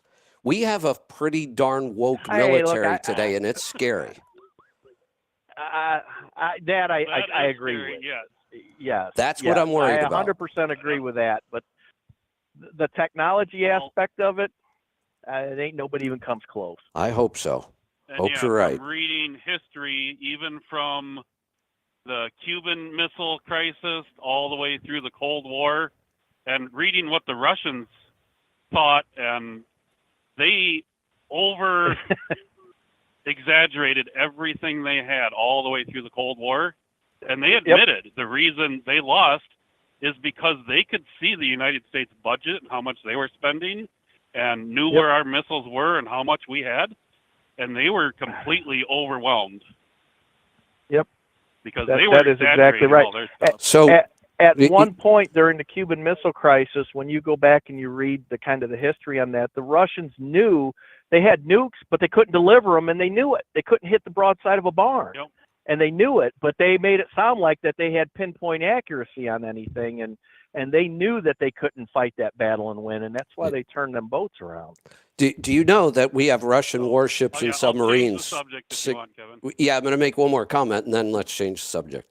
I said that last time too, but right now we have Russian warships and nuclear submarines 60 miles away from the U.S. They're down in Cuba right now. Mm-hmm. And you know who tracked them? You know who tracked them all the way down there? The Canadian Coast Guard was able to track them all the way down to Cuba. And from what I understand, I got to say something again too. From what I understand, some Canadian ship challenged them. Not very far away from them. Why are we depending on the Canadians to track them and challenge them? Why weren't we doing something? You don't think that we probably had 16 attack subs right behind them? We're not going to tell people that, though. You know, I mean, it's kind of funny that the Canadian Coast Guard could track their submarine down there, and that was supposed to be their flagship sub. So, I mean, it's a show of strength, right? They're coming over here to flex their muscles, even though they're getting obliterated in the Black Sea. They're coming over here to flex their muscles. So we just let the Canadian Coast Guard track their flagship all the way down the coast of the United States. I guarantee you we had 2 or 3 attack subs following that damn thing. It's just, I don't know. I just believe that we are content to let China and Russia overstate their capabilities, sell their junk into other countries that may have, opposition to us, and knowing full well that if something happens, All right. There's a good chance we're going to be able to dominate that technology. All right. We're going to have to agree to disagree. We got to prices. change the subject because somebody just hacked my camera. They just turned my camera off on me. We're getting too close to the truth. Okay. Go ahead, Matt.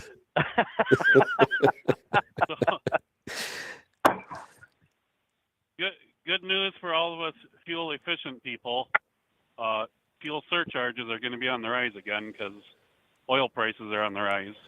Is anybody explaining Oil why? demand is on the rise too. Yeah, that's the odd part. Well, and it's not like it's huge numbers. The spike in price is because they were actually expecting a decline in the last. I don't remember the time frame, but they were expecting, and this might have just been like 1 week, 300,000 barrels less consumption, and we ended up with 2.5 million barrel increase in consumption in 1 week. So the supplies are dropping, demand is increasing. So that's why we just in the last 2 weeks have went from a decreasing fuel prices to all of a sudden increasing. So we're back to just more confusing financial data. Yes, because in the same article they also said about flipping job market. So it doesn't make sense. But right, you look at what's going on in the Red Sea and the whole Houthi thing, and I don't know. It's strange times. It is very strange times, and our polls are moving. So here's the higher fuel surcharges. Yeah, there you go. Yeah, there you go. All right. What else you got, Matt? I'll let you move along. All right. We'll talk to you again soon. Let's go to North Dakota. Talon, welcome. Hey, how's it going today? Good. What's on your mind? So there was a comment made, I think it was a couple weeks ago. I think it was Henry said about someone locked in the weights for the United States at like 80,000 pounds, and then different states have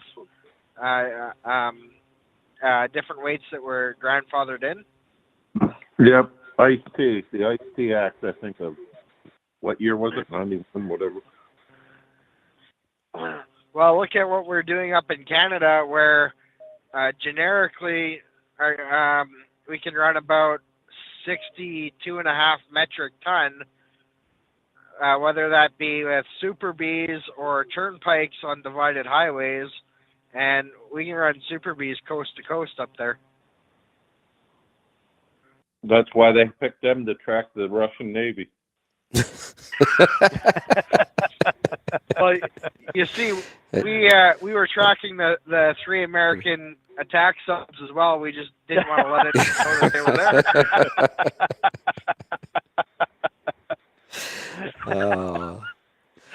Oh shit!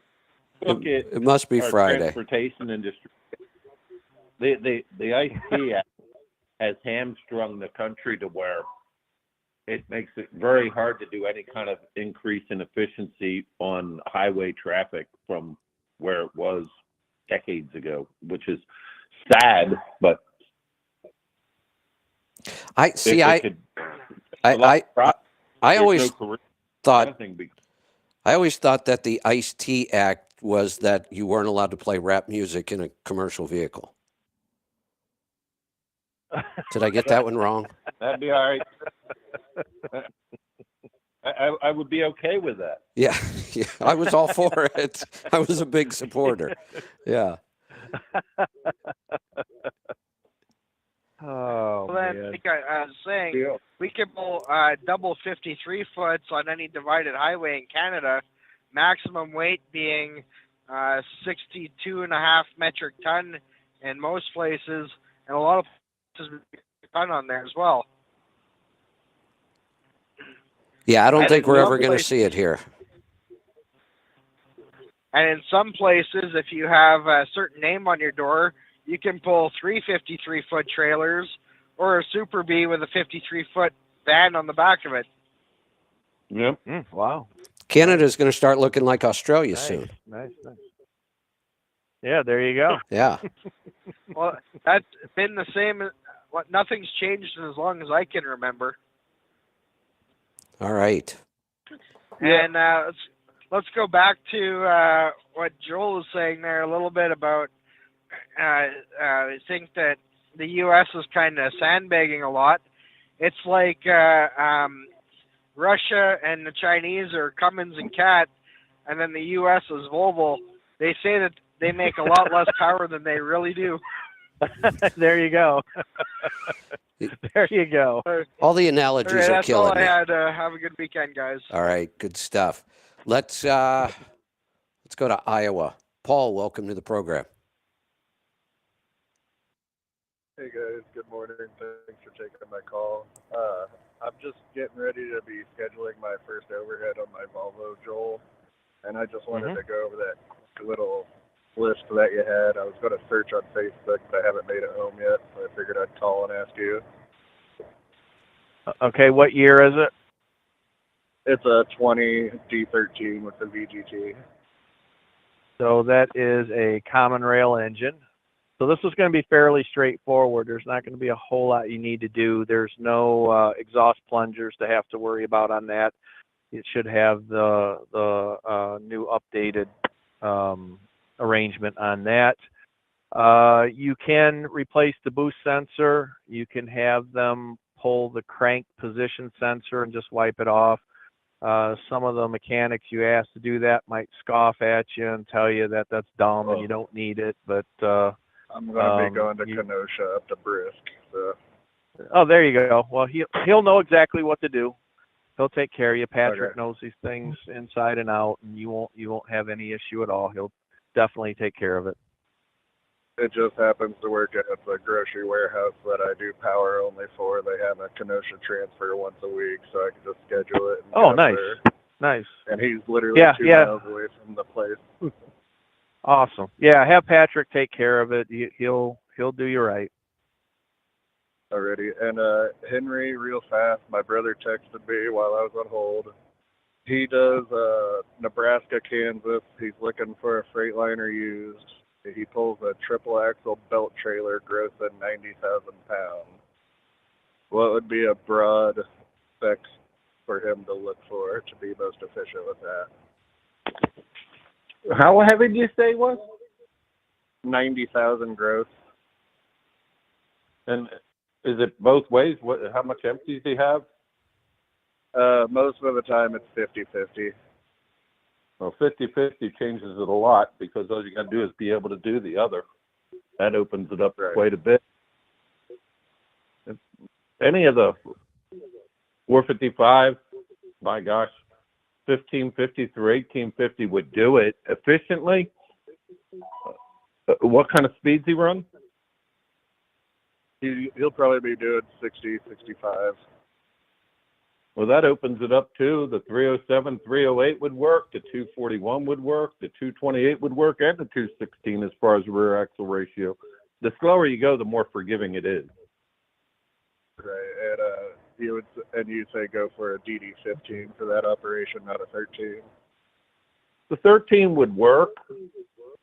There's a lot more 15s out there to be found.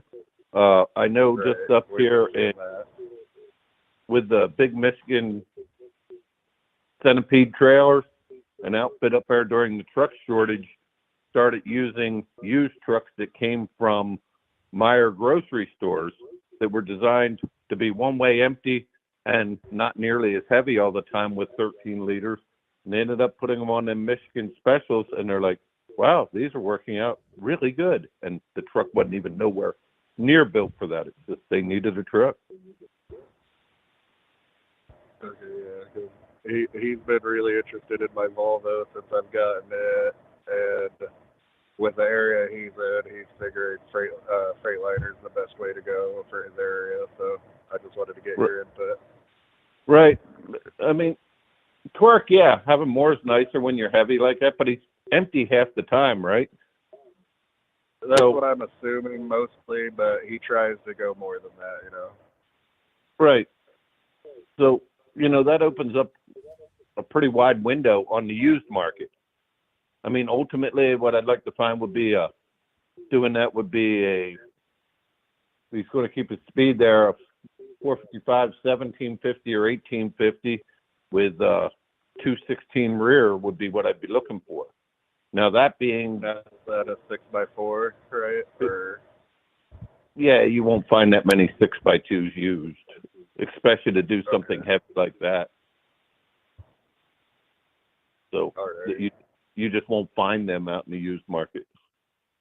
Right. He's just in the beginning stages of looking at these newer ratios and figuring stuff out. So, but that's all I had for you guys today, and I appreciate your help. All right. Yep, have him get a hold of me maybe once. We'll go into it. All right. Yeah, Let's go to, and I think I'm going to call this as our final call. I've got another show I've got to get ready for in a bit. So, Robert in Georgia, you get the final word. Hey guys, I guess I had a scenario and an idea. The scenario being picking up a load from El Paso going to Laredo. There's potentially 3 ways to go. How efficiency-wise do you decide which way to go? Well, I'll tell you how I do it.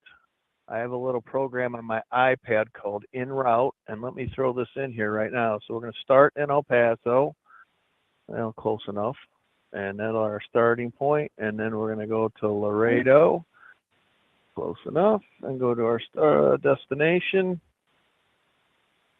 and it's thinking. It's a tough one. Yeah. Well, you have the back roads, and then you have all interstate. So, like, efficiency-wise, how do you handle all the ideas? Almost always stay on interstate in terms of efficiency. I was just going to say we could use all kinds of technology, and we could try to figure out exactly. But my experience has always been. Hey guys, I've got a phone call that I have to take. All right. We might not be here when you get back. So if not, have a good weekend. I would also add to that, it depends on time of day, when you're going to hit traffic at those cities on the interstate. Because that particular one that he's speaking of, I've ran that both ways, the back way route. Because in Texas, our U.S. routes on the back roads aren't that much different a lot of times than the interstate. Yeah, right. One of the challenges I see you just here. hit more small towns. Yeah, one of the challenges I see here is too many variables, and in general, we don't have a way to really know which way is going to be best at any given moment. My experience has been stay on the interstate as much as you can. You get off the interstate, there's just but the interstate is over 100 miles further. Now that going that. See, I'm not looking at this one. That's why Joel's little program might have been nice on this one. Right. If you know a specific area. I am back. Oh, good. Okay. He just made a statement. I am back. So on that particular run, he's saying the interstate is 100 miles further. Well, let me take a look. I'll tell you. Yeah, that wouldn't even be a close call. I can tell you. My seat of the pants one, I would take the U.S. route one because I run the interstate enough, and I enjoy the change for when it does happen.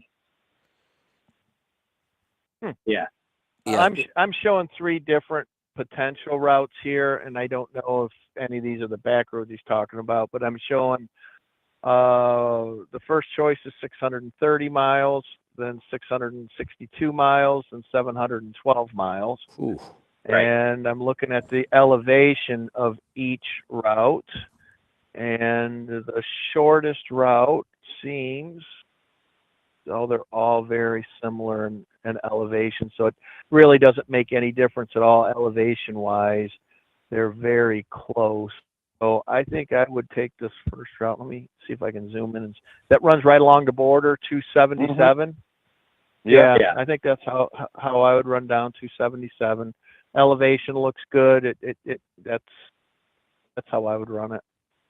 Yeah. That's a nice drive Now, there. I've done that. You know, I said that. Yeah, and that's how we actually ran it last time. So we were just confirming that was the supposedly the most efficient. Yeah, you know, I said that I try to stay on the interstate as much as possible, but I can also tell you that one of the longest dedicated team runs I had was Orlando to Memphis, and you're just going to spend an awful lot of time on 2-lane. There's just no easy way to get from Orlando to Memphis. Just one of those times. But once you know that in a specific area, then you can do that. But, you know, when you're looking at an area you don't know well, unless you've got a tool like Joel's using right there, yeah, I'm going to say you're better off to default to the interstate until you know better. But I might have a phobia about this too. The very first time I ever drove a truck kind of on my own, my brother was in the truck with me, but I don't know why he felt comfortable enough to just go back in the back and sleep, but he did. And we were coming off the East Coast out of Hanover, Pennsylvania. I remember the stop and everything. And I looked at the map and said, oh, why would I go up all the way back up to the interstate? Look at this shortcut right here. And when my brother woke up, we were down to about 20 miles an hour on a 2-lane. And he said, where the hell are we? So I've had a little bit of a phobia about taking shortcuts with a truck after that. I did that when I first started. Okay. Shortcut that wasn't. And then the second thing I was thinking about for efficiency wise, what about a hard-sided Conestoga? Hard-sided, like what? What are we? How did? I'm not Conestoga, even. like. I don't get like that. If we make it like robotic, like the pieces come apart, it's basically a van, but it's robotic and it comes to the front just like a Conestoga would. Yeah, here's my thought on that. Similar You're going to end up in Europe. And I might be heavy. It's going to be heavy. It's going to be complicated. You're going to have a lot of parts that break down. It's not to say it couldn't work and it might not improve efficiency, but it's not going to be easy to pull off. Because they already make a remote or automated Conestoga that they have power for. Soft side. They already, they can move it. Yeah. Yeah. Things change a lot when you have to try to make rigid panels. Yeah. It was just a thought, as just trying to think of, things of how to do it. Like I've often thought about that because I used to flatbed of having solid walls and a roof. The headboard stays there and have it on wheels that it's just like a landing gear leg and you pull front and there and roll back. But if you I think it'd be too heavy. If you put solid walls and a roof on a flatbed, we call that a van. Yeah, but pretty much. Kevin, what? It's sort of like it would end up like the Ford. What was that? The Skyliner, the hardtop convertible. Yeah. Yeah. You've got some serious complication here, and don't forget that the economics of trailer efficiency is much, much different because fleets run what's normal now, Joel, 3 to 4 to 1 trailer to tractor. Anybody hearing me? Hello. Yeah, that's correct. It's about 3.5 to 1. Yeah. So if you're going to make a trailer more efficient, it's got to be really, really efficient before it makes sense for a fleet. Well, how much of a gain does a van have versus a Conestoga? Not enough to overcome cost justify that. Right. Not enough to. By the time you add the cost, and a fleet has to buy 3 of them for every 1 tractor they have, It doesn't work economic. That's why we don't see huge improvements in trailers. I believe that's the one thing that why we don't have a whole bunch more efficient trailers is because fleets look at the cost and say we can't justify it. Add into that, because I'm married to a trailer, so I always have the same one. But when I'm sitting at the docks where these fleets have the 3 and 4 trailers to one truck, when you see how the truck jockeys treat their trailers, I see on average at least $150 damage done to every trailer that's left at the yard. There's another issue that the more complicated we make the trailer trying to make it more efficient, the worse the numbers can become. Oh, absolutely. That's a yard jockeys will tear them up. Yeah. Well, so will new drivers. Yeah, I think it could be a project. Like if somebody wanted to spend a lot of money and work on it, I think it could be. Here's what I've learned about these types of projects. It's probably possible, and it could be a project. Is it going to work in the real world? Knowing what we know, how trailers get beat to hell, drivers don't care about them, forklift operators don't care about them. If everybody was on the same page in terms of taking care of the trailer, sure, maybe we could make it go, but that's not reality. Maybe. And you're going to have repair costs, and I mean, it's going to be. You're bringing something to my mind.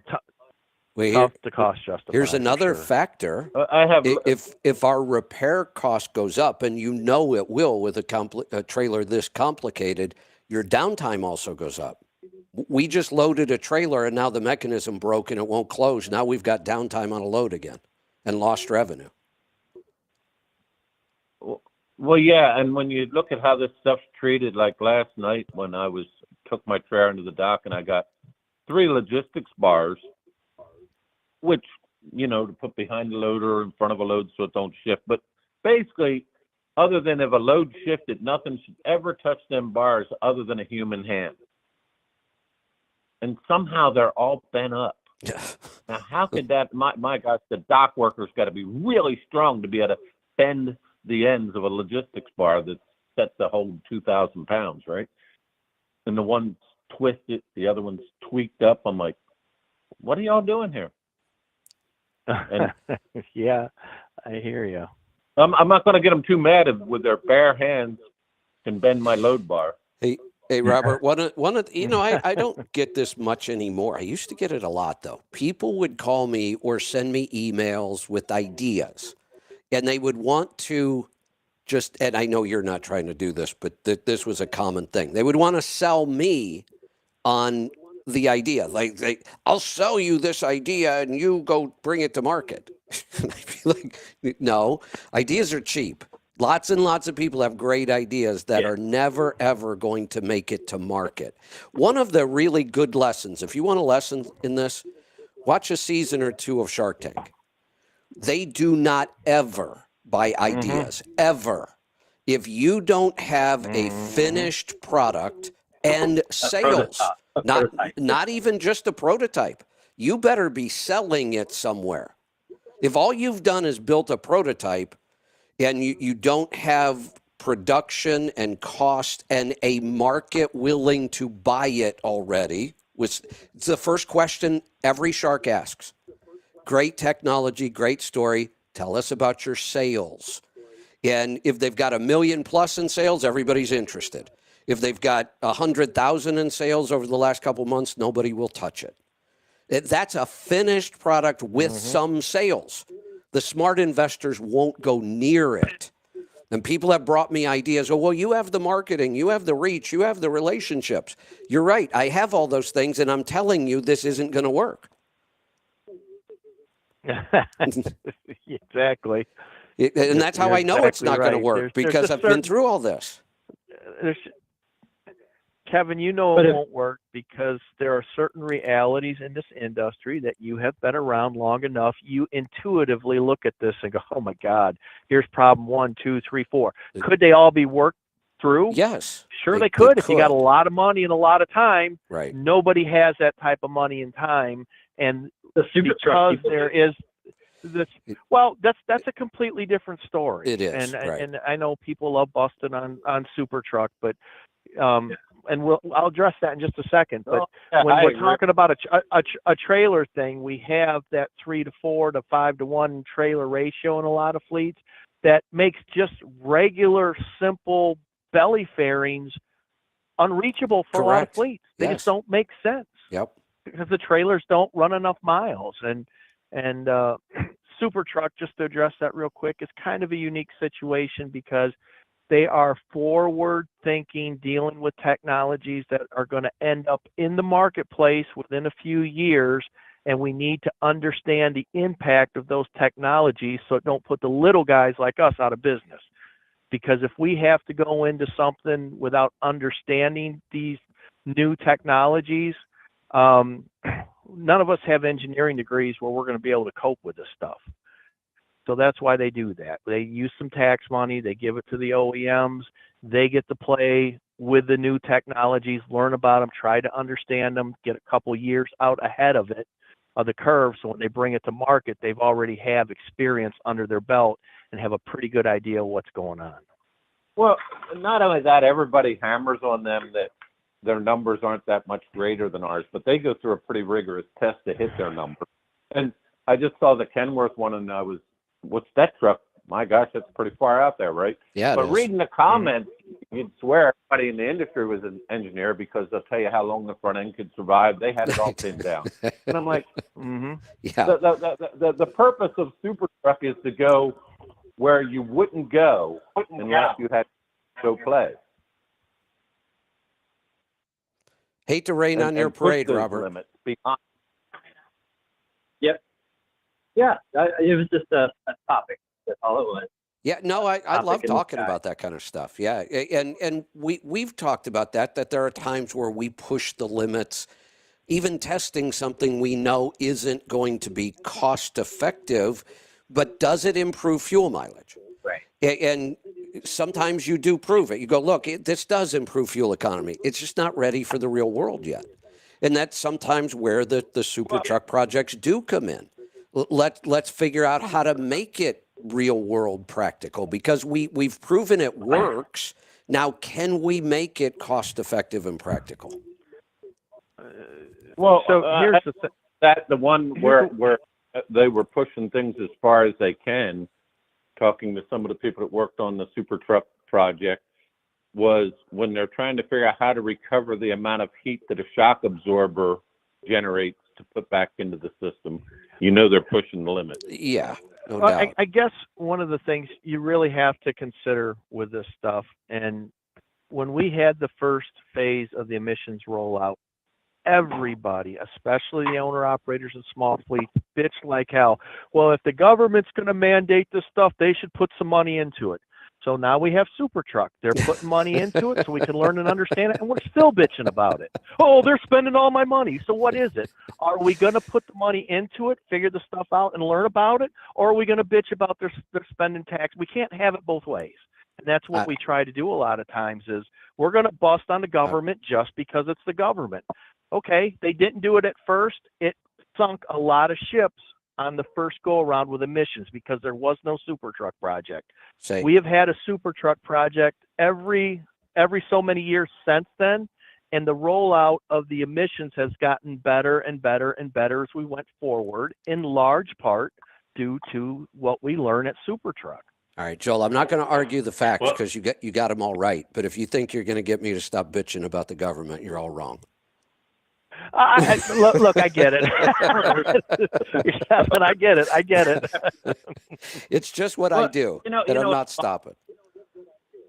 People think that trucking pays for the roads that we run on. We don't even come close to paying for the roads we run. They get into that government stuff. The highway fund is always broke, and it always has to rob from the general fund to pay for the roads that we run on. So. That's because they're spending all our money painting goofy colors on the roads. It's all DEI. That's the problem. Oh, shoot. That's funny. Robert, what else you got? Now all right, that guys. We've shot you down. That's all. Okay, good. All right. I said Robert got the final word, but Joel and Henry, you guys get the chance to have the final word. But ultimately, if I choose to have it, I will have the final word. So we'll see. You guys got anything wise to end the week with?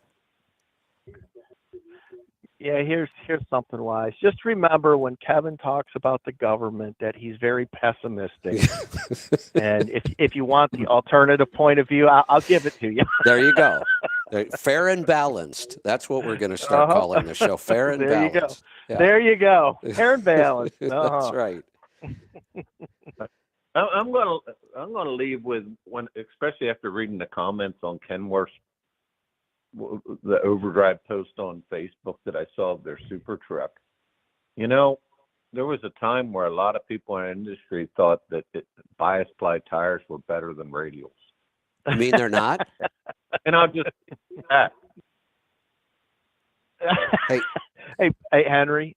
I don't. Yeah. You probably remember this, Kevin. You probably remember this too, because we were just at the very tail end of this stuff.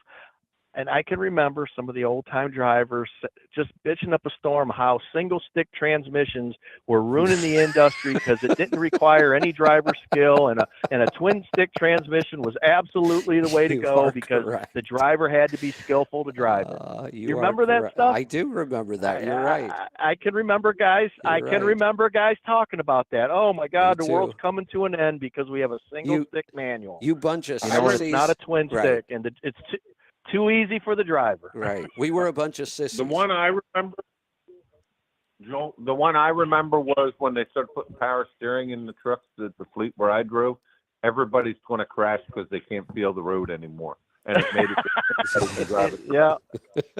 Yeah. Or when they mandated brakes on the front. Or with cruise control. Oh, everybody's going to be in the ditch. Right. Yep. With cruise control, everybody's just going to fall asleep. Because it's too easy to drive on cruise control and you're just going to fall asleep. That was a big one for a while, too. Yep. Now, I do have to say, Henry, since you brought up bias ply tires, it was a strategy for me for a while there. I bought bias ply for a long time because I was getting them so cheap. And in a local operation, it actually made more sense back then. Yeah, and the railroad done that for a long time on their piggyback trailers. They ran bias ply tires because they would get stolen. They were dirt cheap, and they weren't really running any miles. So why not? So it made sense. Yeah, my local city trucks ran bias ply for a long time, and it actually made sense. Mm-hmm. All right. For sure. For sure. We're going to wrap this up. You guys have a great weekend. In case anybody's wondering, coming up in just about 2 hours, we have a special live episode. Dr. Ken Berry will be joining us. Hasn't been with us for a couple of years.